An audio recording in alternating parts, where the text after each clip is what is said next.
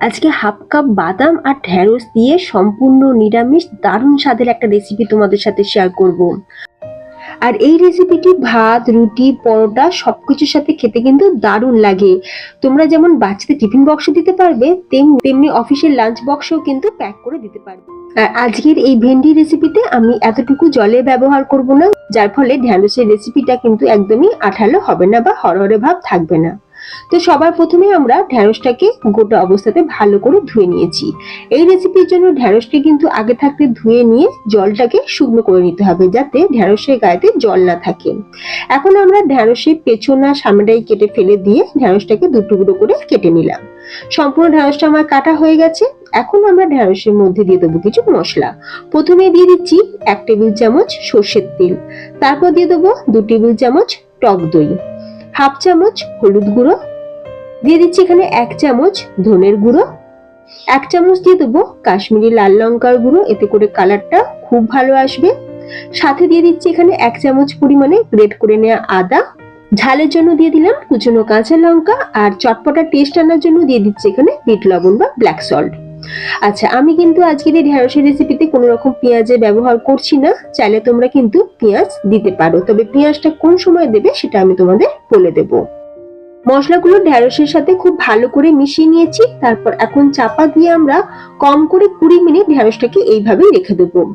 20 minute পর আমরা এখন গ্যাসের উপর একটা কড়াই বসিয়ে দিয়ে দিচ্ছি এখানে সর্ষের তেল, গোটা জিরে আর দুটো কারি পাতা। যদি কারি পাতা হাতের কাছে থাকে তাহলে কিন্তু অবশ্যই ব্যবহার করবে। টেস্ট আর ফ্লেভার দুটোই ভালো হবে এই ঢ্যাঁড়সের রেসিপিতে। এখন কারি পাতাটা দেওয়ার পর কিছুক্ষণ একটু নাড়াচাড়া করে নিলাম। তারপর আমরা ম্যারিনেট করে রাখা ঢ্যাঁড়সটাকে দিয়ে দিচ্ছি। ঢ্যাঁড়স দিয়ে একটু ভালো করে নাড়াচাড়া করে নিয়ে আমি চাপা দিয়ে লো ফ্লেমে ঢ্যাঁড়সটাকে কুক করে নেব। গ্যাসের ফ্লেম কিন্তু একদম হাইতে করা যাবে না। লো ফ্লেমে ঢ্যাঁড়সটা কুক করলে ঢ্যাঁড়স খুব তাড়াতাড়ি যেমন নরমও হবে, তেমনি ঢ্যাঁড়সের কালারটাও কিন্তু চেঞ্জ হবে না। যতক্ষণ ঢ্যাঁড়সটা কুক হচ্ছে, অন্যদিকে একটা মশলা আমরা রেডি করে নেব।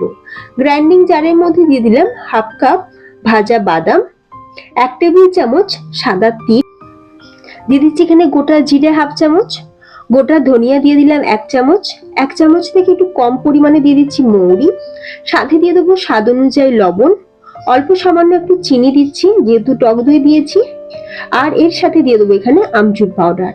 এবার এই সবকিছুকে আমরা সুন্দর করে গুঁড়ো করে নেব।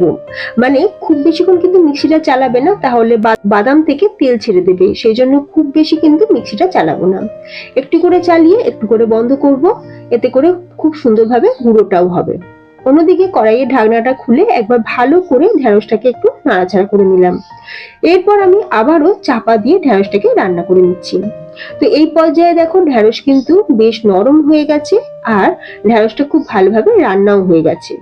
এই সময় আমি দিয়ে দিচ্ছি যে বাদাম, সাদা তিল যেটা আমরা মিক্সিতে দিয়ে গুঁড়ো করে রেখেছিলাম, সেটা এখন মিশিয়ে দেবো। আর তোমরা দেখতেই পাচ্ছ আমি কিন্তু ঠিক এইভাবে গুঁড়ো করেছি।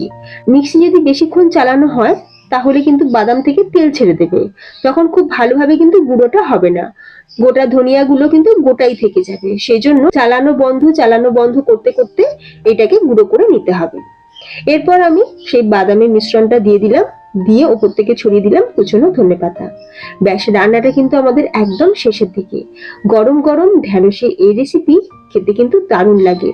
শুকা ঢ্যাঁড়সের রেসিপি আমরা অনেকেই বাড়িতে বানিয়ে থাকি, তবে এইভাবে পেঁয়াজ রসুন ছাড়াই সম্পূর্ণ নিরামিষ ভাবে ঢ্যাঁড়সের এই রেসিপিটা একবার বানিয়ে খেয়ে দেখো, খেতে কিন্তু ভীষণ টেস্টি হয়। আর এখন বলে রাখি, তোমরা পেঁয়াজ কখন অ্যাড করবে, কড়াইতে যখন আমরা ফোড়নটা দিলাম ঠিক সেই সময় তোমরা কিন্তু পেঁয়াজটাকে দিতে পারো।